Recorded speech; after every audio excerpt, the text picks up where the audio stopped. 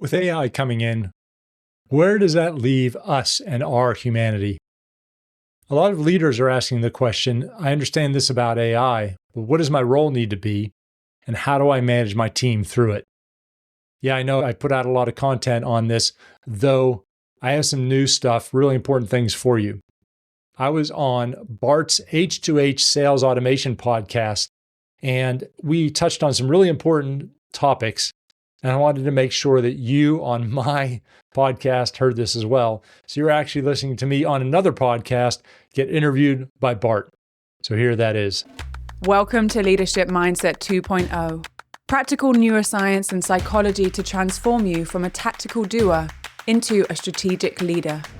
Here is your host, former social entrepreneur of the year and coach to some of the world's top executives, R. Michael Anderson. Hello, everyone, and welcome to our show. My name is Bart, and I invite a guest for a short 20 minutes interview to inspire you and improve your sales and marketing the human way.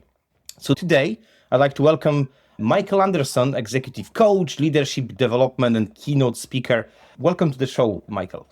Bart, it's a real pleasure to be here with you. A little bit of background to everyone. I met Michael at one of our events in London, and we talked all about AI in the angle of leadership. Today's podcast is all about why most AI projects fail, and it's not the technology.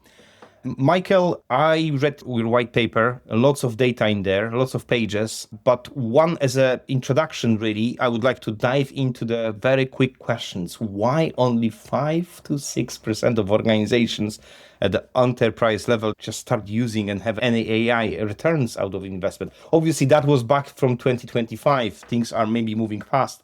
Give us a bit of sense of why is that. Give us a bit of introduction. Yeah, Bart, the AI is a mess right now, to be quite honest with you. And we read all these articles about AI. We read about all the cool stuff. We get the cool demos, et cetera.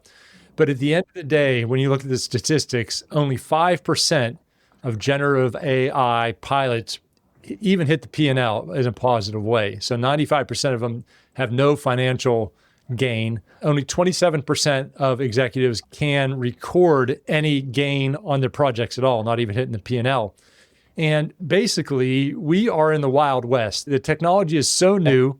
Everybody's trying to figure out what this is or what it means. It looks a bit different than some of the other projects we've implemented, but it's not, and I'll get to that in a second. And the big statistic is that when these projects are going in, 93% of the budget is going to AI tools and AI specific skills, and only 7% to people and processes. And Bart, you're a CRM guy, I'm an ERP guy. We know that when you implement enterprise software that transforms business processes, you need to probably spend at least 50% to 2/3 of your energy on the people and the processes and use the technology as a tool. So this is very interesting because we are all know what we are talking about. At enterprise level, we assume people want to invest and have that clarity of what they want, but actually then a little nice tool came over maybe in 2001, am I right? Someone told me, hey, try this tool, and what is this? Now everyone is using it, checking all the data. Now suddenly AI governance is in place and people are thinking maybe this is not for us. Maybe hold on a second, we'll see how it goes. Why do you think from the psychological perspective is that? Why people just trying tools without actually knowing where to go and what to use it for without any preparation? Is it our human nature? It's the FOMO, it's the fear of missing out. What I've had multiple CEOs come and say is they said, the board told me I have to implement AI right now. And then I asked the board what that means, and they have no answer. They just know that our competitors are doing it. They're reading articles about it. So I don't want to throw too many stats at you, but they say 64% of CEOs have implemented AI because of board pressure, not because of a business case, not because it makes sense, because they literally were being looked at by their board. I'm sure that's not CEOs. It's sales managers, sales directors, VP of sales, et cetera. When their boss asks them, have you implemented AI? They don't want to say no, because that is going to potentially look bad for them in their careers, and they'll look like they're falling behind. And also, people think that AI is a fix.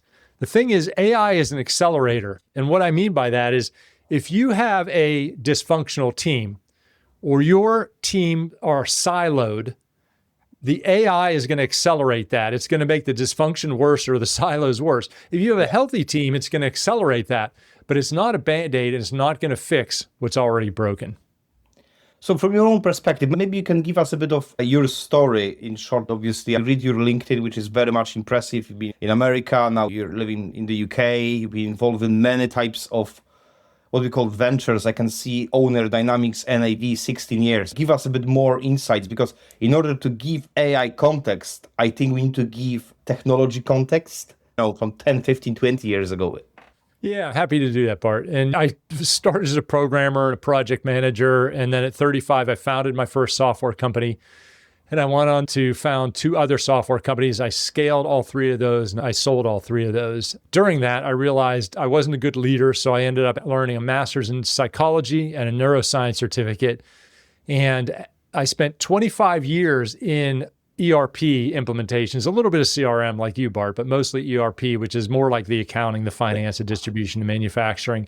So for 25 years, I implemented business process technology systems. So I know that really well.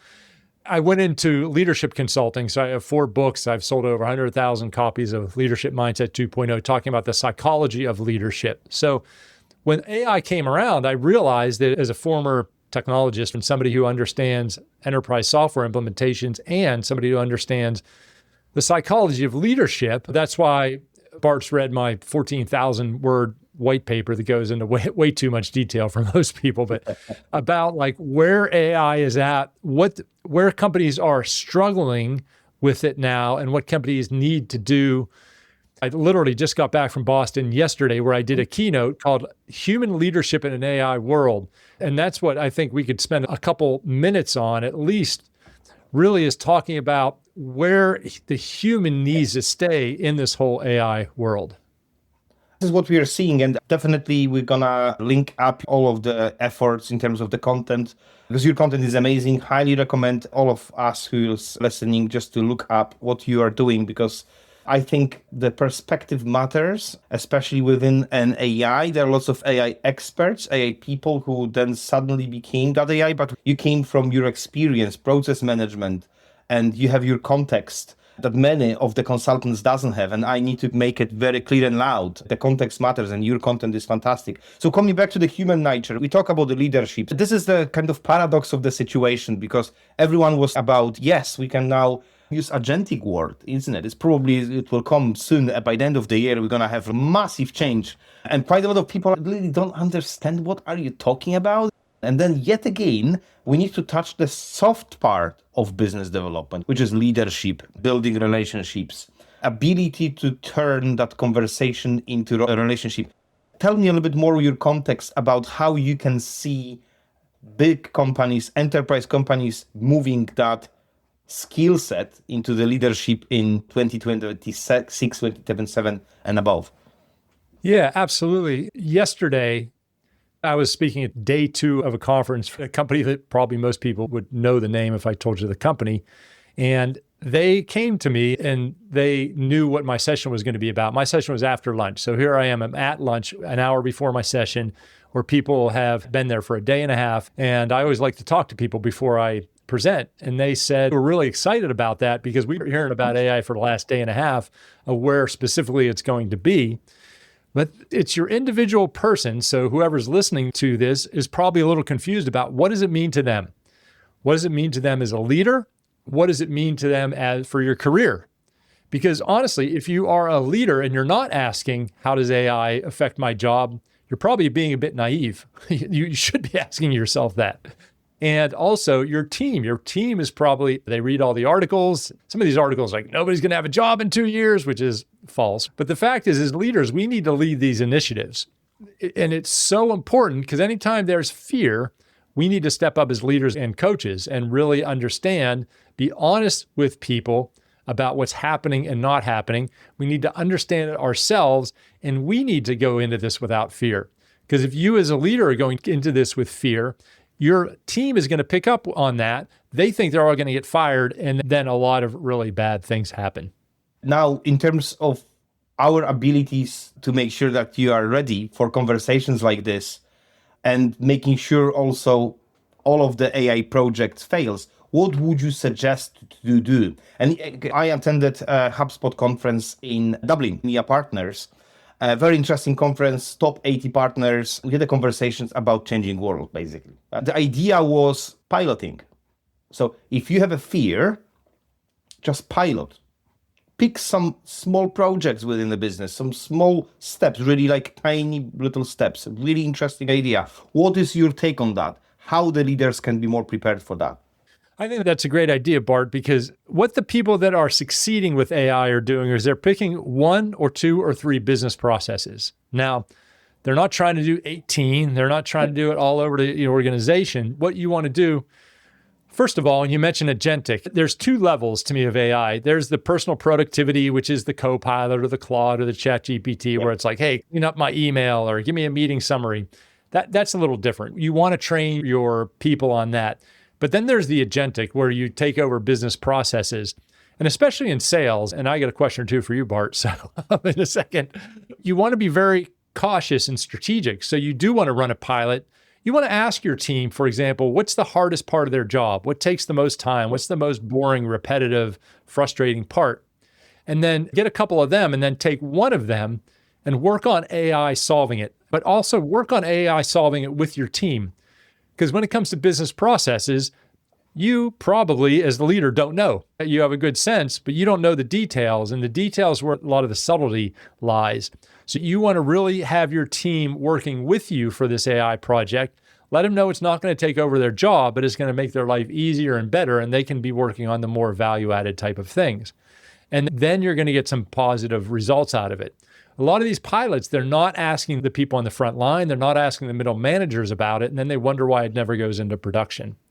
But Bart, I'm going to ask you, what are you hearing from your clients? Are you hearing fear? Are you hearing excitement? Are you hearing both? Because I know you talk to a lot of end user clients, a lot of sales leaders. I'm curious about what you're hearing. If it's okay if I interview you a little bit, Bart. This is all conversation, so thanks very much. What we are hearing in HubSpot ecosystem, so everyone is exposed to AI and they can see what others are doing. So what we can see is that the mid-sized company is adopting, in this case, HubSpot. Number one, young generations are picking up very quickly. They want to actually test it.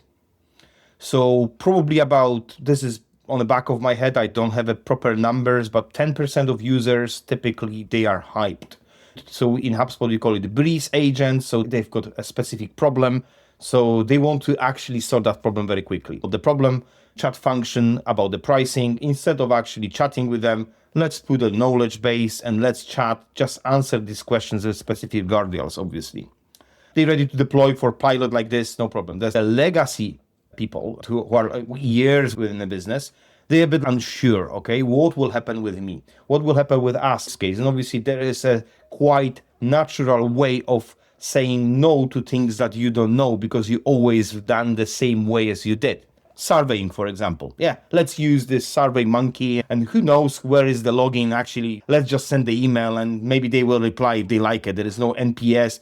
So what we're seeing is that what we're trying to do within our leadership is to just take all of this and a bit of, okay, this is the use case. This is how much time they saved and what to do with this time they can take care of the customers. And then this is where the magic comes. But it takes time, and it takes time with the culture of the business. Apparently, founder, CEO must be open for also for the failures. So this is the time, interesting time when we test things, but we also look for a culture of the organization, how deep they want to go. That's really interesting, Bart. Something you said that a lot of people might have even skipped over is, what are you going to do with the time you save? Because this is a great way for, I know this is human to human. So as humans, this is where we need to step in. We need to coach. We need to help redirect people's time. Yeah. So if you're saving somebody 3 or 4 hours per week, which is pretty significant, that's 10% of their time, how can you make sure that they're spending that on more value-added time? So maybe that's connections, maybe that's referral sources. So this is something for sales leaders to keep in mind of, hey, if you are creating great productivity gains, make sure you're strategic with what you do with that time. Don't just say, oh, hey, you got 4 hours back, because they might just do busy work. Make sure you're redeploying them to something that's going to move the needle. I might put a bit of theory, like we are talking about 4 days a week, and for many businesses it's completely no, depending on the nature of the business. But AI might actually enable us in the future, like having a Friday off or whatever. But then you can use your time to basically be better at you. So if you're healthy, if you sleep well, if you have spent time with family and so on, then your productivity, you come to the work when you have this agentic world that what you're doing and is well prepared. I think we might get that eventually. Not every business, but I would say so. But another comment for this, and I can see in my business where we have more on time, but we want to do more. And this is interesting. So in the past, and you probably know that more than ever, blogging. We had a problem. We create a blog. Someone read the script. Then someone check this out. Maybe graphic designer will create some graphics.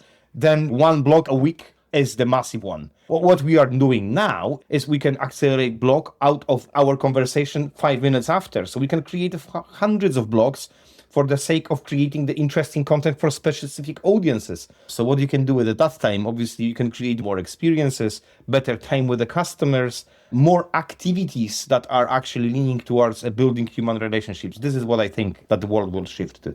I totally hear you, Bart. One thing that I've been noticing with myself, and I think a lot of people are like this, is I'm a little less interested of LinkedIn posts and Facebook posts because I'm like, is that generated by AI? This is where we need to keep the humanness in, that if I think it's AI, I tend to skip over it. And they're like, why? I'm like, because it's too easy to create bland content. And I want something unique out of if I read a post. I want to hear somebody's insights, what's unique about it, what's personal about it. And if it's AI, I'm like, they probably just crank something out with AI. And for leaders, this is especially true.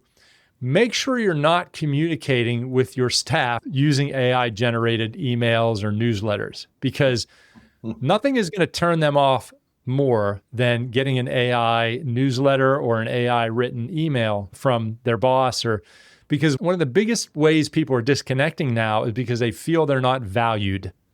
Yeah. There's a lot of statistics. I don't want to bore you with all the statistics, but I'm going to boil it down for everybody. The issue with AI is people think that they are just another cog in the machine.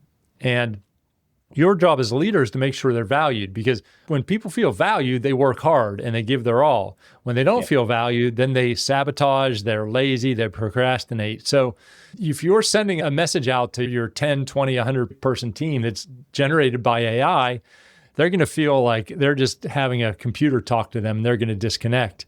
And especially if you're sending an email to somebody, especially about maybe holding them accountable or whatever, make sure that's in your own voice. That doesn't mean you can't run it through AI to maybe soften it or to do it, but just be very careful, because that's something that a lot of people are getting caught in now.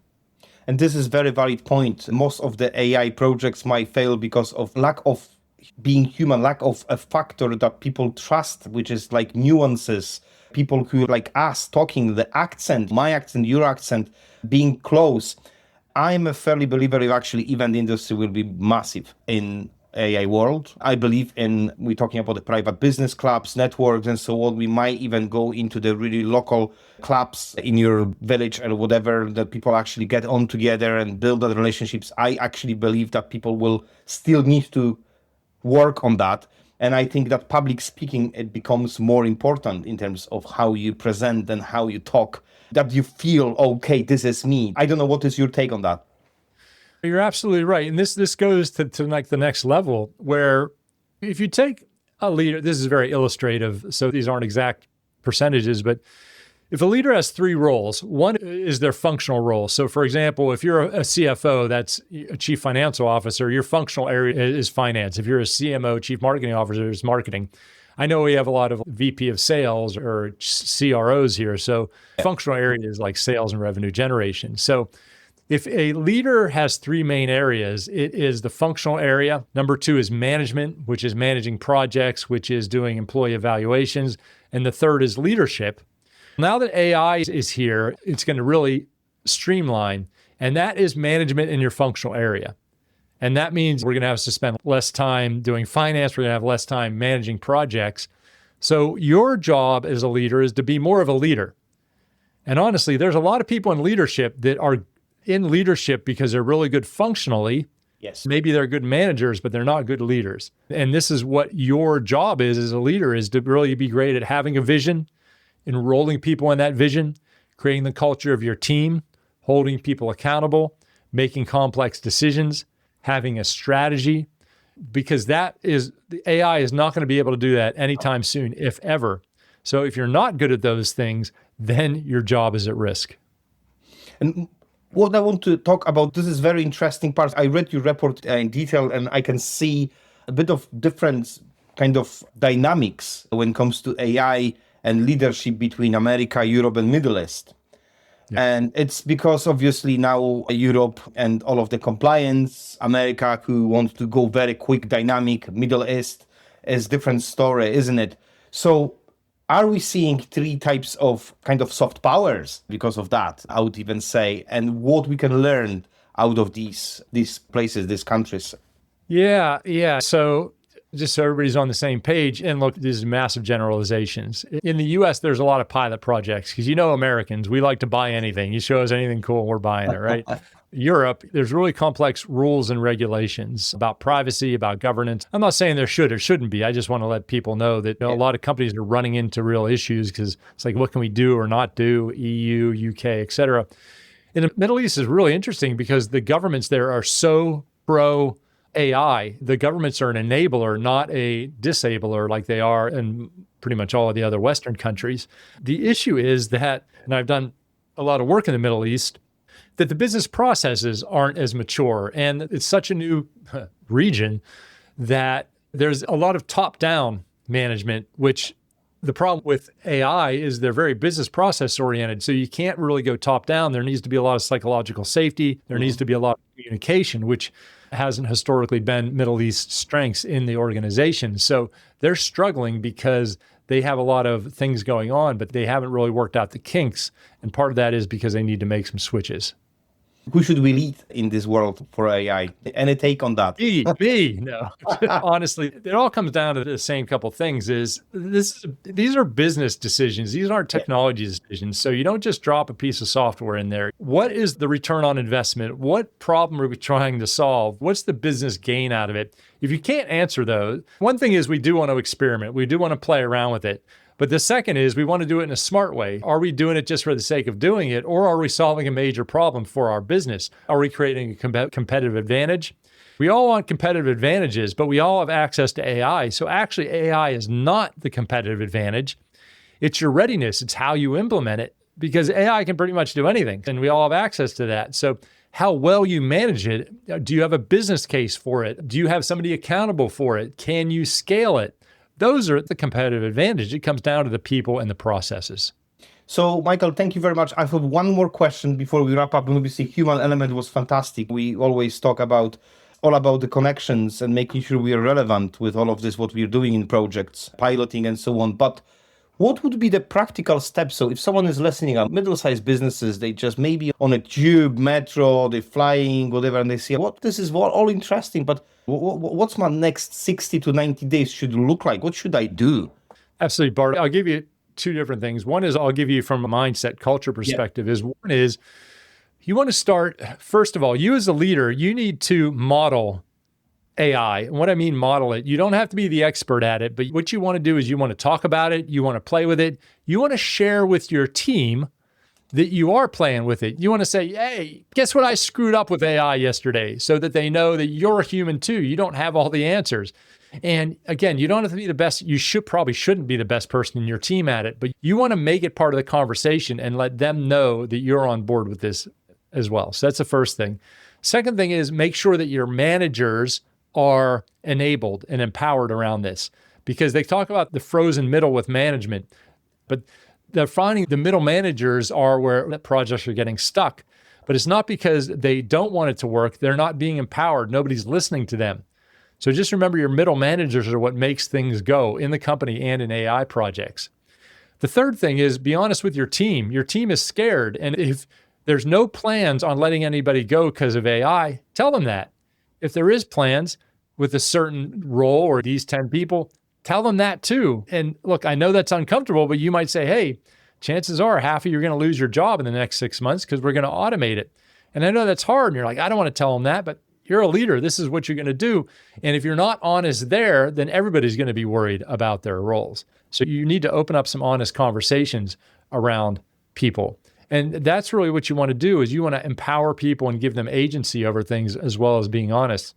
A specific thing that you can do with your team is schedule a 90-minute session and go into there and ask them, what are the 2 or 3 or 4 most boring, toughest things about your job? Get an idea, choose one of them, and then have them work out an AI experiment that you can do over the next 2 weeks. Now, we need you to be a facilitator of this meeting, not run the meeting, meaning get everybody else talking, get everybody else involved with the solution, have them own the solution, then have them report back in a little bit. That's really a manager application sprint. And that's really a very specific thing that you can do as a leader.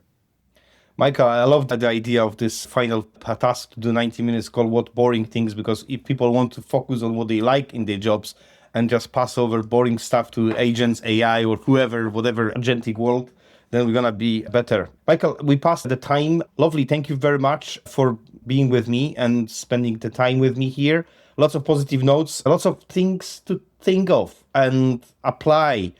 A pleasure, Bart. And just remember, everybody, we're at the start of a 25-year transformation. And there's so much that happened in 2 years. There's so much going to happen in the next 2 years. And as somebody who's been through a lot of technology changes, this takes time. It takes time. As good as the technology is, it takes time for businesses to change, the ecosystems to change. So just take a deep breath. You got this. Just keep making progress. You're not behind. You're not going to fall behind. And just remember, this is a marathon. Even though it feels like a sprint, we're going to get there. So just take everything with a grain of salt. Thank you, Michael. Thanks, Bart. Take care.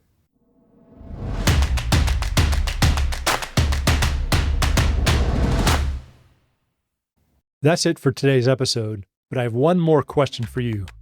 Do you have an upcoming event that could benefit from a Leadership Mindset 2.0 keynote or facilitation? One of my favorite things to do is speak and work with groups at events and leadership meetings. If you want to learn more about my speaking, go to rmichaelanderson.com/speaking, where you can see me on stage and inquire about bringing me in for your event. Then we can both meet in person and your team can get empowered with the latest mindset tools and strategies.